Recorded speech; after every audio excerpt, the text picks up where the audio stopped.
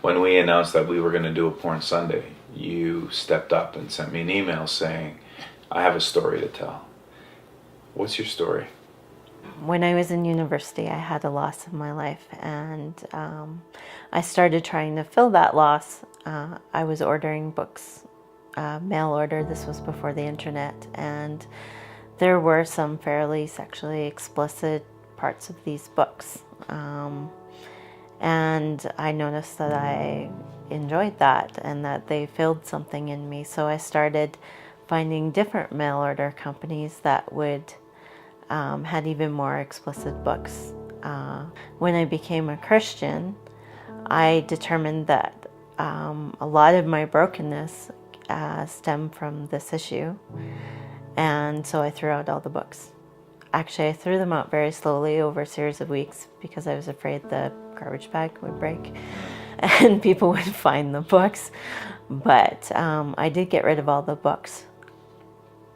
After reading those books for so long, those images were stuck in my mind. So as a new Christian, I struggled with this a lot. I left people under the impression that I had thrown out the books, and that was the end of it. Several years later, still struggling with it, still sitting in church and hearing pornography and sexual addiction talked about mostly as a male issue.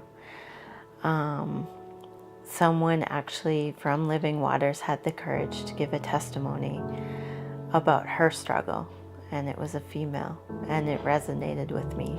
It was a glimmer of hope, like this is not just men struggling with this. And as a woman, you never really want to put up your hand and say, I struggle with this too, if it's a male issue. Well, I think most men will not put up their hand either. Right.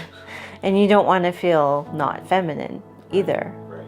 And so to have all that shame and then feel like this is not a feminine, an issue women should struggle with.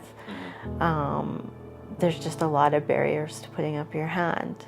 So eventually, I think it was the following spring, an opportunity came up to do a smaller Living Waters program, and I signed up for that.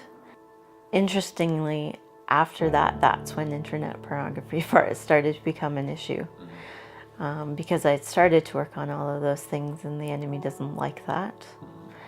And so, dangled this internet.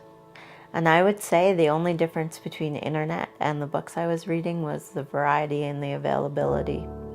The quick, you could look at dozens of images in a minute. My whole identity had become, to me, this woman, what I did in the bedroom. So the more that you were involved in this fantasy world, the worse your image of God and how he viewed you was, right?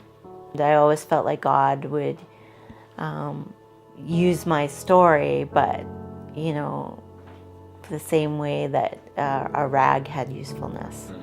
I'm going to use your story because it's useful to me, not because I love you and I want to change you.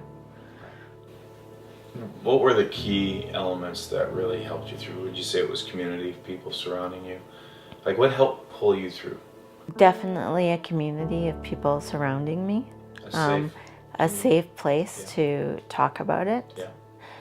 Also, as I've started to tell my story, I have women coming to me and go, it's an issue for me too. My advice to women is do not struggle alone.